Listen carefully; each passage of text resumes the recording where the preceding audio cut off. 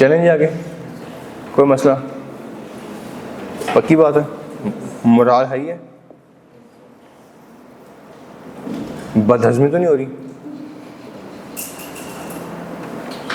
जी? चलें आगे, चलें 7.4 पे।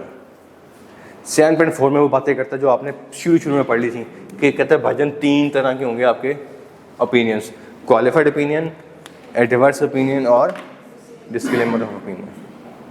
पढ़े हुए हैं वर्ड सारे आपने, सुनी सुनी बातें लग रही हैं। अच्छा, क्वालिफाई करते कब करते हैं? नॉन परवेसिव इफेक्ट हो, नॉन परवेसिव इफेक्ट हो मिसस्टेटमेंट का या स्कोप लिमिटेशन का। अच्छा, मटेरियल मिसस्टेटमेंट का परवेसिव इफेक्ट हो जाए एडवर्स, और स्कोप लिमिटिंग का एडवर्स इफेक्ट हो जाए तो डिस्क्लेमर।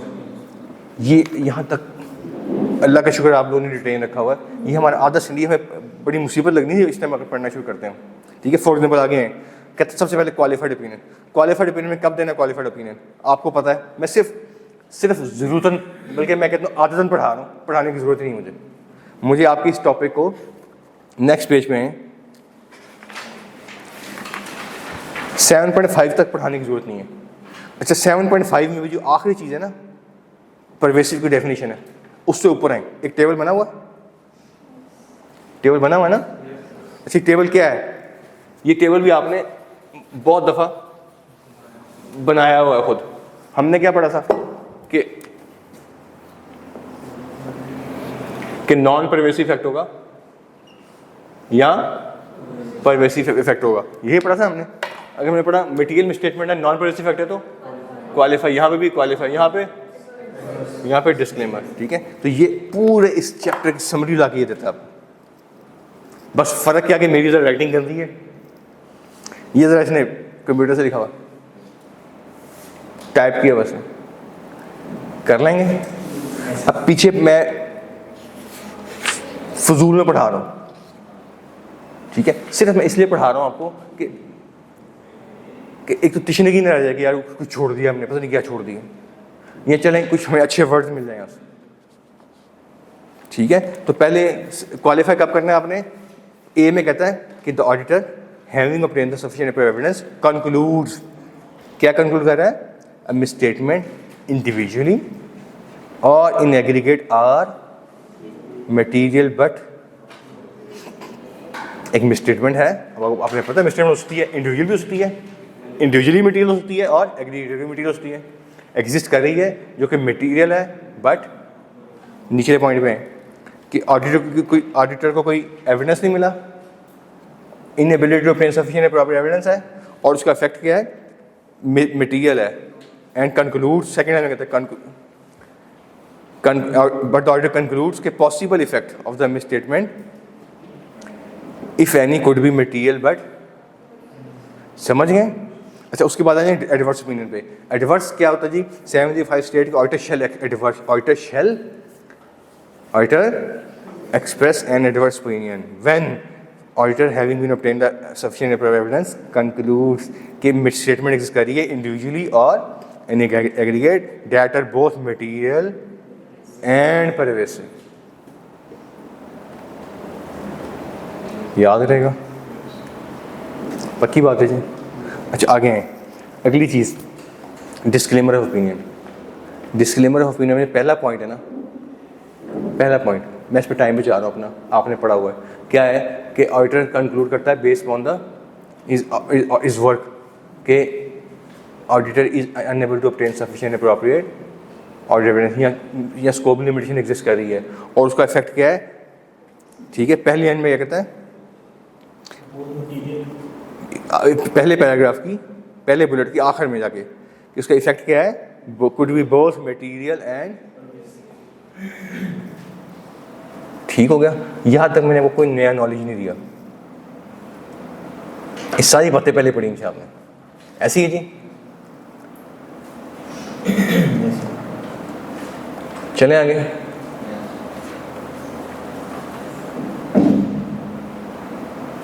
क्यों जी? चलें आगे। अच्छा, अगली बात मैंने नहीं पढ़ाई थी आपको, डेलिबरेटली, इसको ये आपका पहला लेसन है इस चैप्टर का। स्टैंडर्ड कहता है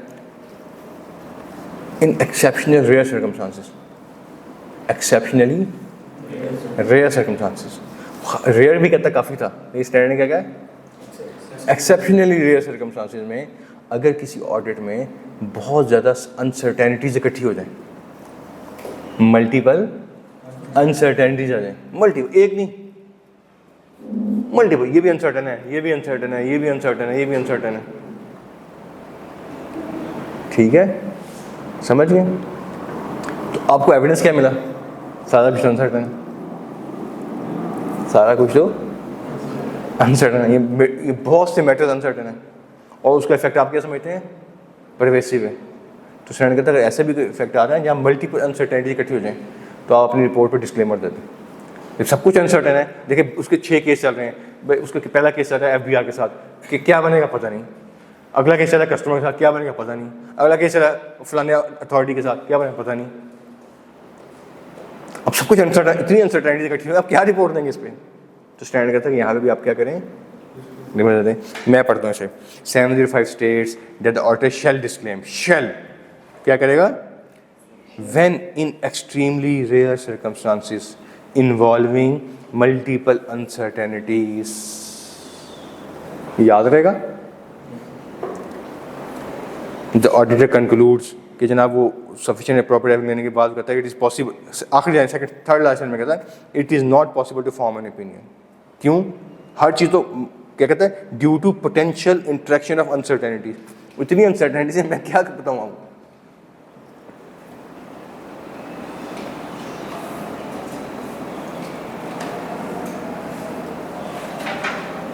समझ गए, याद रहेगा। ये आपका लेसन नंबर 1 है जो इस आज नया पढ़ा है, इससे पहले मैंने सारी चीज़ें आपको पुरानी पढ़ाई हैं।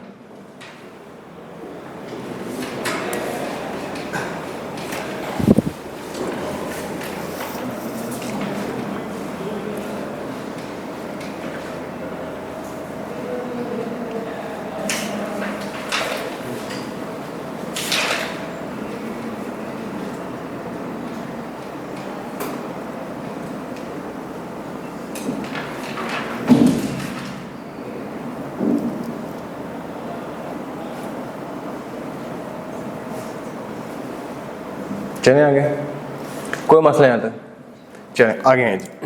आगे एक परवेसिव डेफिनेशन है, परवेसिव डेफिनेशन मैंने बहुत पहले पढ़ाई थी जब हम 705 हमने मॉडिफिकेशन पढ़ा था।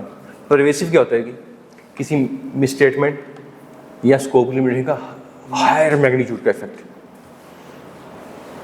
ठीक है, समझ गए। फिर हमने क्या पढ़ा था, आपको याद होगा हमने अल्फते वाली एग्जाम्पल्स डिस्कस की थी कि कई दफ़ा क्या होता है मिसस्टेटमेंट या स्कोप लिमिटेशन कन्फाइंड होती है सिंगल एलिमेंट में, सिंगल अकाउंट बैलेंस में, सिंगल क्लास ऑफ ट्रांजेक्शन पे, लेकिन वो class of transaction account balance इतना उसका सिग्निफिकेंट अमाउंट होती है कि अगर यही ठीक नहीं है तो ठीक है, या अगर इसका एविडेंस नहीं है तो मिला किसका। हमने फिर अल्फते स्टॉक्स की बात की थी कि अल्फते स्टोर में इन्वेंट्री तो 98% इन्वेंट्रीज हैं, अगर इन्वेंट्री मिसस्टेटेड है तो ठीक है,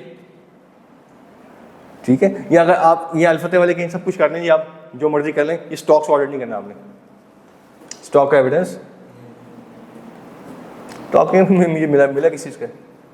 अब misstatement is confined to single element, वो क्या है, इन्वेंट्री, लेकिन इन्वेंट्री है उसकी बड़ी सिग्निफिकेंट अमाउंट है,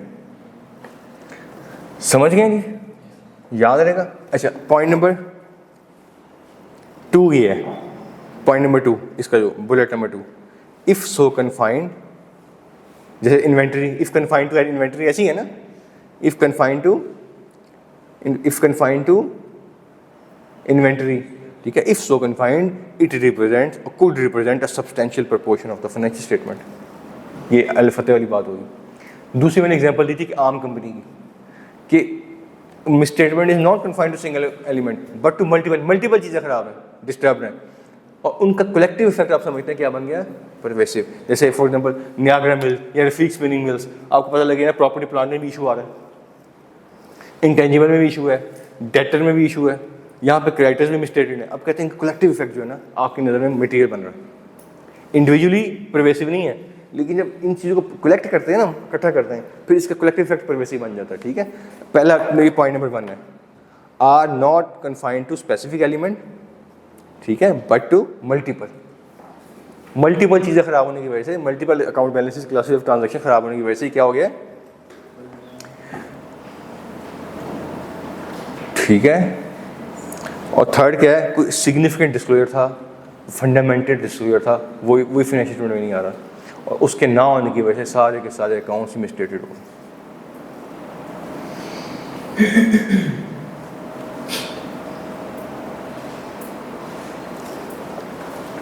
ठीक है, याद रहेगा जी। चलें जी, इससे आगे ना 7.5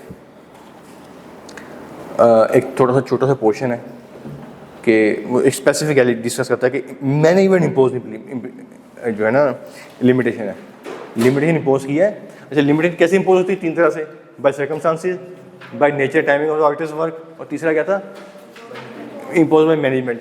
ये 7.65 पे डील कर रहा है, जहाँ पे specifically imposed by management impose कर दिया। उसको क्या, उस पर क्या करना है ऑडिटर ने? ये बड़ा मज़े का टॉपिक है, इसको पढ़ेंगे इंशाल्लाह कल हम, ठीक है। और कल से फिर हमारा स्टार्ट होगा कि आपने एक रिपोर्ट को मॉडिफाई कैसे करना है, कौन सी रिपोर्ट देनी है, ये यहाँ तक पढ़ लिया आपने। ये एडवर्स लगना है, अभी तक क्या पढ़ा आपने? ये अनमॉडिफाइड होगा, यहाँ पे ये अनमॉडिफाइड रिपोर्ट होगी, पढ़ लिया आपने कैसे होती है, या क्या होगी, क्वालिफाइड या एडवर्स या डिस्क्लेमर। कब कौन सी रिपोर्ट देनी है पढ़ लिया, उसको ड्राफ्ट कैसे करना है वो हम पढ़ेंगे 7.6 से, form and content of the modified. ये थोड़ा सा इसमें छोटी छोटी बारीक चीज़ें हैं, उसको लेके चलना है उन्हें साथ साथ, माइन्यूट सी चीज़ें इसको डिटेल में पढ़ेंगे इंशाल्लाह। तो इसकी हम प्रैक्टिस भी करेंगे, मैं अपनी ऑडिटर रिपोर्ट्स भी अपने मैनेजमेंट की जो हमने इशू की हैं वो शेयर करूँगा आपसे, ठीक है। उन रिपोर्ट्स को मैं कॉन्फिडेंशियलिटी की वजह से मैंने नाम चेंज कर दिए, ठीक है, क्योंकि वो प्राइवेट लिमिटेड है ज़्यादातर, तो नॉलेज के लिए वो रिपोर्ट्स भी आपके पास हैं, ठीक है। प्लस यहाँ पे भी 5-6 रिपोर्ट्स का फॉर्मेट आपके पास अवेलेबल है। अगर आप आए पेज 242 पे,